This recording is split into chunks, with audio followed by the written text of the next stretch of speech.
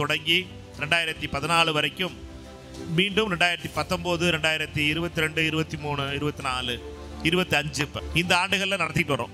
இதில் போன தடவை 10th முதலிடம் வாங்கின பல மாணவர்கள் என்ற காலையில் விருது வாங்கிட்டு போனாங்க. அதனால் இதுலேயும் இருப்பீங்கன்னு நினைக்கிறேன். நம்முடைய எண்ணம் என்பது பள்ளியில் 10ஆவதுல முதல் 1, 2, 3 இடங்களை, 11ஆவதுல 1, 2, 3 இடங்களை உங்கள் பள்ளிக்கூடத்தில் நீங்கள் ஃபஸ்ட்டாக வர்றவங்களை மேடை ஏற்றி உங்களுக்கு அவார்டு கொடுத்து உங்களுடைய பள்ளியை பற்றியும் உங்களுடைய பள்ளியினுடைய வெற்றியை பற்றி கொண்டாடுவதற்காக. அது ஏன் விருதுநகரில் கொண்டாடணும்? இந்தியாவினுடைய மற்ற மாநிலங்கள் எல்லாம் தேங்கி நிற்கும் பொழுது தமிழ்நாட்டை தொலைநோக்கோடு கொண்டு வந்து நிறுத்தியவர் பெருந்தலைவர் காமராஜர். அப்படிப்பட்ட மனிதன் பிறந்த பூமியில் நீங்கள் இன்னைக்கு இந்த விருதை வாங்குறீங்க. உங்களுக்கு பல வாய்ப்புகள் வர வேண்டும் என்பதற்காகவும் உங்களுடைய திறமைகளை கொண்டாடுவதற்கும் தான் இந்த நிகழ்ச்சி. உங்களை மையப்படுத்தி, உங்களுடைய ஆசிரியர்களை மையப்படுத்தி, உங்களுடைய தாய் தந்தரை மையப்படுத்திய இந்த விழா. உங்கள் அனைவரையும் வருக வருக வருக வரவேற்கிறேன். வருகை தந்திருக்கின்ற அன்பு மாணவ செல்வங்களுக்கும் மாணவிகளுக்கும் அவர்களை அழைத்து வந்த பெற்றோர்களுக்கும் பெரியோர்களுக்கும் என்னுடைய பணிவான வணக்கங்களை மீண்டும் ஒருமுறை நான் தெரிவித்துக் கொள்கிறேன்.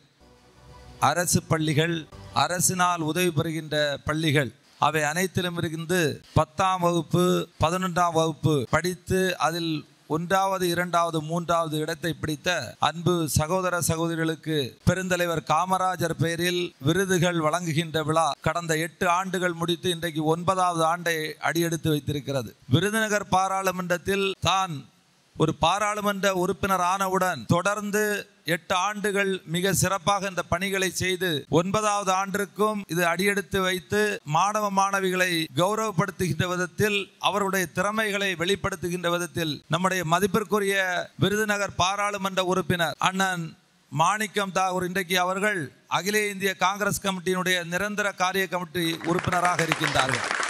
ஒரு சாதாரண நிலையிலிருந்து இன்றைக்கு இந்த அளவிற்கு வந்திருக்கிறார்கள் என்று சொன்னால் அவர்கள் தலைமையிடம் இருந்த அந்த மதிப்பு மரியாதை, கட்சியிடம் இருந்த அந்த நம்பிக்கை தான் இன்றைக்கு அவர்களை இவ்வளவு பெரிய நிலையில் உயர்த்தியிருக்கிறது.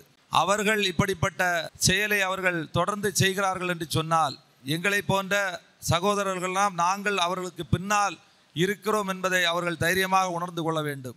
நம்முடைய பெருந்தலைவர் காமராஜர் அவர்கள் ஒரு எளிய வாழ்க்கை வாழ்ந்தவர்கள். அதுவும் விருதுப்பட்டியில் இன்றைக்கு அவருடைய பிறந்த ஊரில் தான் நாம் நின்று கொண்டிருக்கிறோம். ஆனால் பெருந்தலைவர் காமராஜருடைய மண்ணுக்கும் கன்னியாகுமரி மாவட்டத்தினுடைய மண்ணுக்கும் ஒரு நெருங்கிய தொடர்பு உண்டு. அது இங்கே இருக்கக்கூடிய எல்லாருக்கும் நல்லா தெரியும்.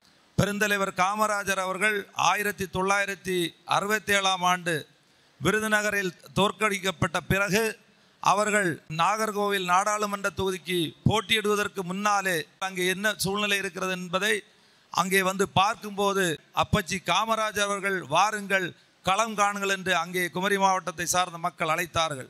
அந்த அழைப்பிற்கேற்று முதலாக நான் நாகர்கோவில் நாடாளுமன்ற தொகுதியில் போட்டியிடுகிறேன் என்று அறிவித்த இடம் கருங்கல் பகுதி. அப்படிப்பட்ட அந்த கருங்கரூரில் பிறந்த ராஜேஷ்குமார் தான் உங்கள் முன்னால் நின்று கொண்டிருக்கிறது. அவர்கள் வாழ்ந்த வாழ்க்கை என்பது எளிய வாழ்க்கையாக இருந்தாலும் கூட 1954ஆம் ஆண்டிலிருந்து 1963ஆம் ஆண்டு வரை கிட்டத்தட்ட 9½ ஆண்டு காலம் தமிழகத்தை அவர்கள் ஆட்சி செய்த போது தமிழகத்தினுடைய பொற்காலம் என்று நம்முடைய பெரியார் அவர்கள் கூட அவரை வர்ணித்தார்கள். கல்வி என்பதுதான் ஒரு மனிதனுக்கு சமூகத்தில் உயர்ந்த இடத்தை கொடுக்கும். ஒரு மனிதன் சமூகத்தில் உயர்ந்த நிலைக்கு வருவான், அந்த குடும்பம் வாழும் என்று அன்றைக்கு தொலைநோக்கு பார்வையோடு பல்வேறு திட்டங்களை கொண்டு வந்தவர் தான் பெருந்தலைவர் காமராஜர் அவர்கள். அப்படிப்பட்ட ஒரு பெருந்தலைவர் காமராஜரை இன்றைக்கு நினைவை போற்றுகின்ற விதமாக அவருடைய 123வது ஆண்டு பிறந்த நாள் விழாவை இங்கே இருக்கின்ற அன்பு மாணவ மாணவிகளுக்கு அவர்களுக்கு உயரிய விருதை வழங்கி நம்முடைய பாராளுமன்ற உறுப்பினர் அவர்கள் தொடர்ந்து இந்த நிகழ்ச்சியை நடத்தி கொண்டிருக்கின்றார்கள். இன்னும் வரக்கூடிய காலங்களில் இதற்கு மேல் இந்த நிகழ்ச்சி நன்றாக நடக்கும். அதற்கு நாங்கள் அவர்களுடைய பின்னால் இருப்போம் என்பதை தெரிவித்துக் கொண்டு பெருந்தலைவர் காமராஜருடைய புகழ் வாழ வேண்டும். அவர் கற்றுத்தந்த பாதையை நாம் அனைவரும் பின்பற்ற வேண்டும். தமிழகம் இன்றைக்கு அவர்கள் போட்ட விதைதான் இன்றைக்கு எல்லா துறையிலும் வளர்ந்திருக்கிறது. ஆகவே அந்த மாபெரும் தலைவருடைய வழியில் நாம் நடப்போம், அவரை பின்பற்றுவோம் என்று சொல்லி விடைபெறுகிறேன். நன்றி, வணக்கம். ஜெய்.